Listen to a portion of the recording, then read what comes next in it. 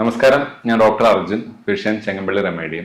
നമ്മൾ ഇന്ന് സംസാരിക്കുന്നത് അലോപേഷ്യ ഏരിയാറ്റിനെ പറ്റിയിട്ടാണ്. അതായത് നമ്മളുടെ മുടിയിൽ നിന്നോ താടിയിൽ നിന്നോ ഒരു ഏരിയയിൽ നിന്ന് ഹെയർ ലോസ് സംഭവിക്കുന്നു. പാച്ചസ് ആയിട്ട് ഏരിയയിൽ നിന്ന് ഹെയർ ലോസ് സംഭവിച്ച് പോകുന്നു. ഇതിന് ആയുർവേദത്തിൽ ട്രീറ്റ്മെന്റ് ഉണ്ട്. എന്തായാലും അതിന് പ്രച്ഛന്നം എന്ന് പറയും. കറക്റ്റ് ആ ഏരിയയിൽ നിന്ന് ബ്ലഡ് കറക്റ്റ് ആ ഏരിയയിൽ നിന്ന് എടുത്തിട്ട് അവിടെ തന്നെ ട്രീറ്റ്മെന്റ് കൊടുത്ത് പുറത്ത് നല്ല രീതിയിൽ ലേപനങ്ങളും ബാക്കി ഭൃംഗരാജ പോലത്തെ മെഡിസിൻസ് ഉപയോഗിച്ച് ലേപനങ്ങളൊക്കെ കൊടുത്തിട്ട് മെല്ലെ മെല്ലെ കയറ്റിക്കൊണ്ടുവരിക എന്നുള്ളതാണ് ഇതിന്റെ ട്രീറ്റ്മെന്റ് കിടക്കുന്നത്. അത് ആൾക്കാർക്കും അറിയില്ല.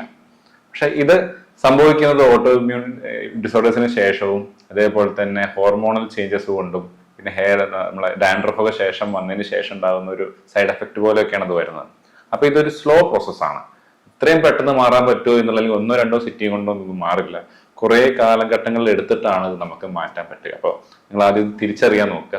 പിന്നെ അതിന്റെ ഒരു എക്സ്ട്രീം വേർഷൻ ആണ് അലോപേഷ്യ യൂണിവേഴ്സാലിസ്. ഇത് കംപ്ലീറ്റ് ആയിട്ട് ഹെയർ ലോസ്, പിരികവും തലയും താടിയും ഒന്നും വരാത്ത രീതിയിൽ. അതിനും ട്രീറ്റ്മെന്റ് ഉണ്ട്. പക്ഷെ അതൊന്നും പെട്ടെന്ന് എക്സ്പെക്ട് ചെയ്യരുത്. കുട്ടികളിൽ തന്നെ ട്രീറ്റ്മെന്റ് എടുത്ത് ഒരു കുട്ടിക്ക് 20-18 വയസ്സാവുന്ന ഒരു ട്രീറ്റ്മെന്റ് എടുത്താൽ മാത്രമേ മാറ്റങ്ങൾ കണ്ടുവരികയുള്ളൂ. നിങ്ങൾ പ്രോപ്പറായിട്ട് അതിന് ട്രീറ്റ്മെന്റ് എടുത്ത് നിങ്ങളുടെ സൗന്ദര്യം നിലനിർത്തുക.